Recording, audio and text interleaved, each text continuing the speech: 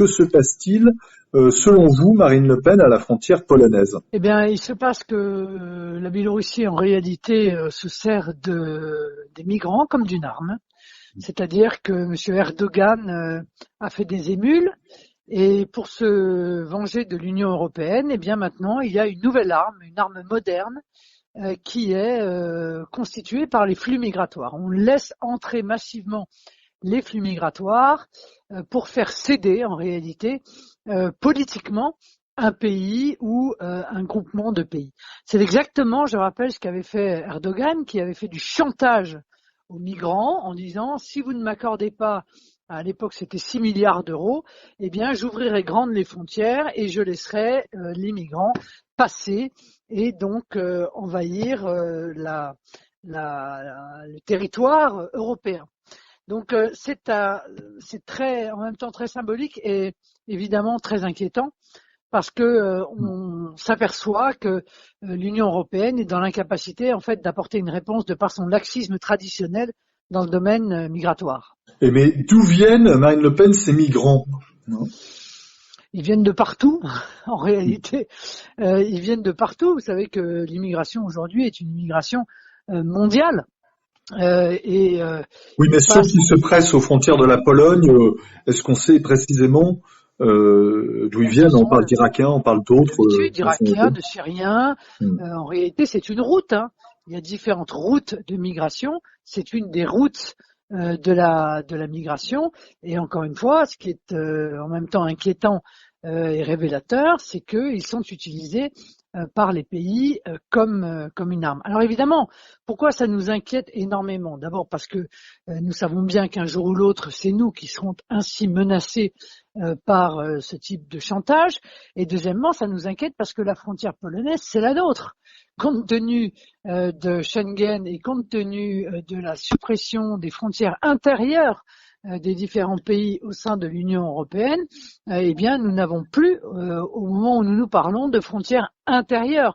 Notre frontière est donc une frontière extérieure. Et c'est la raison pour laquelle je m'étonne de voir que l'Union européenne n'a pas réagi en même temps avec célérité et avec une très grande fermeté à ce qui est en train de se passer à la frontière polonaise, dont je rappelle qu'ils ont non seulement l'Union européenne elle-même la menace, la Pologne, mais de surcroît, l'Union européenne a exprimé son désaccord pour la construction d'un mur qui visait précisément à empêcher ces migrations sauvages. Oui, donc pour l'instant, l'Europe, on peut dire, bloque la résolution de la situation, ou que faire de ces migrants selon l'Europe et selon vous d'ailleurs? Il faut les renvoyer chez eux. Voilà, c'est aussi simple que cela. Mais moi, je suis assez partisan de la double frontière, c'est-à-dire et frontière intérieure et frontière extérieure. Mais il faudrait pour ça transformer Frontex, qui est actuellement une agence d'accueil des migrants, en un véritable corps de police des frontières, qui pourrait très bien d'ailleurs être abondé par de la police aux frontières de l'intégralité des pays concernés. Ça permettrait d'avoir une double sécurité, une frontière extérieure maîtrisée par un Frontex qui deviendrait vraiment un organisme qui empêche les migrants d'entrer et non pas qui aide les migrants à entrer, et puis des frontières intérieures à chaque pays qui sont, si je puis me permettre, une sécurité supplémentaire. C'est un peu ceinture et bretelles, quoi. Est-ce que Frontex a les moyens, on va parler de la frontière extérieure à l'Europe, a les moyens de contenir ces assauts? Mais la question n'est pas de savoir si elle a les moyens, la question est de savoir si elle le veut. Parce que c'est ça, en fait, tout le problème de fond. Le problème de fond, c'est que philosophiquement, l'Union européenne est pour la promotion de l'immigration. On le voit, toutes les décisions qu'elle prend visent à accueillir les migrants. Quand Frontex, d'ailleurs, reconduit des personnes, eh bien, ils sont sommés par la Commission européenne de cesser de le faire, accusés de refouler les migrants. Donc on voit bien, si vous voulez, que il y a là une contradiction majeure, une contradiction essentielle, c'est que l'Union européenne, elle veut de l'immigration. Elle veut mettre en place le pacte des migrations, contre lequel, vous savez, nous nous battons avec beaucoup d'énergie, contre lequel nos députés européens se battent avec beaucoup d'énergie. Elle souhaite de l'immigration supplémentaire. Donc tout ça, ça se sait, si vous voulez. Le signal qui est lancé est un signal qui est entendu. Et donc, oui, normalement, si la situation fonctionnait normalement, alors à ce moment-là, lorsqu'un des pays de l'Union européenne est ainsi attaqué à ses frontières par un afflux de migrants utilisés par un pays tiers comme une arme, alors Frontex devrait pouvoir envoyer très rapidement sur le terrain à cette frontière des renforts à la police aux frontières du pays en question. Or, pour l'instant, ça n'est pas ce qui est fait, ni ce qui est décidé. Nous verrons bien dans les quelques jours qui viennent quel sera le comportement de l'Union européenne, mais je n'en attends rien parce que précisément, j'ai bien compris qu'en réalité, elle était un défenseur des flux migratoires et non pas un opposant aux flux migratoires. Quel pourrait être le rôle justement de la France et de chaque pays vis-à-vis de ses frontières? Vous parlez de frontières, de rétablissement des frontières des différentes nations. Est-ce que c'est possible et comment est-ce que ça pourrait s'articuler avec Frontex? Non mais bien sûr, évidemment que c'est possible. Enfin, je veux dire, tous les pays du monde ont des frontières et tous les pays du monde protègent leurs frontières. Donc il est parfaitement possible, si nous le décidons, évidemment, de retrouver la maîtrise de nos frontières. Et encore une fois, comme je vous le disais tout à l'heure, faire de Frontex un véritable corps européen de police aux frontières qui serait abondé encore une fois par des policiers aux frontières de chacun des pays et qui pourrait, en cas d'afflux massif, comme c'est le cas en Pologne, qui pourrait immédiatement être envoyé sur place et intervenir. Moi, je ne serais pas contre aider la Pologne dans la situation dans laquelle elle est aujourd'hui en envoyant de la police aux frontières française pour venir soutenir la police aux frontières polonaises, car encore une fois, il s'agit de notre frontière commune en l'état. Mais est-ce que la police aux frontières seule peut faire face à un tel afflux? Parce que les images sont impressionnantes.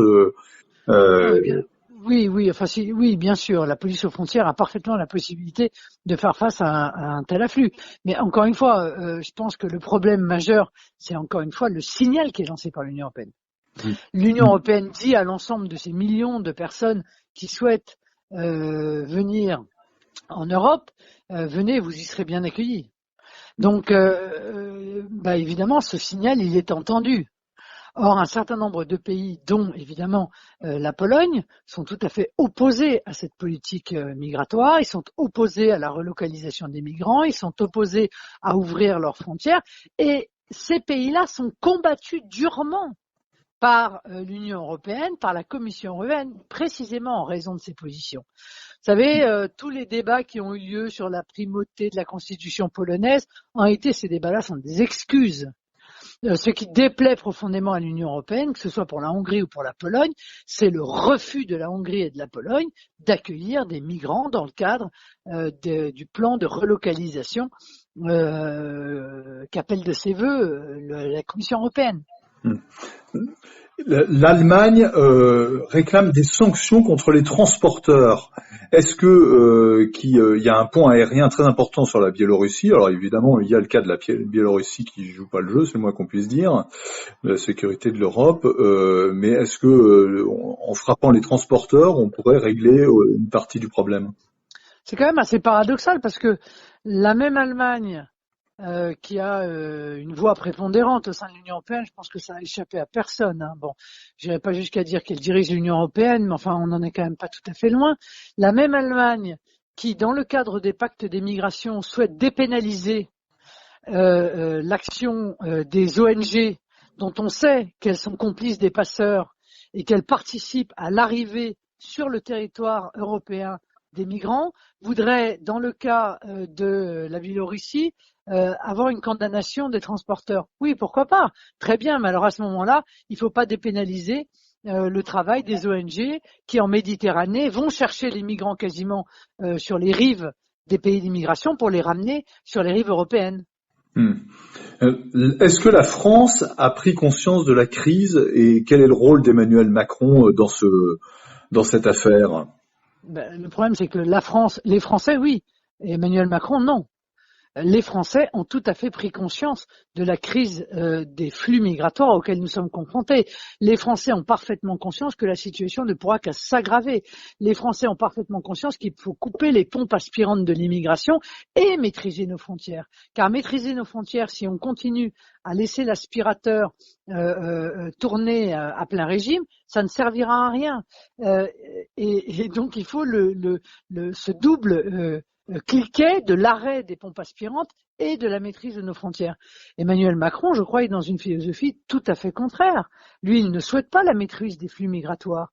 Lui, il participe de cette vision de l'Union européenne, des relocalisations forcées des migrants dans les différents pays européens, et il est d'ailleurs un grand défenseur du pacte des migrations.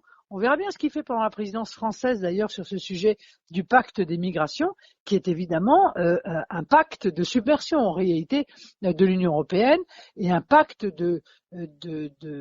d'impuissance pour les différents pays pour s'y opposer.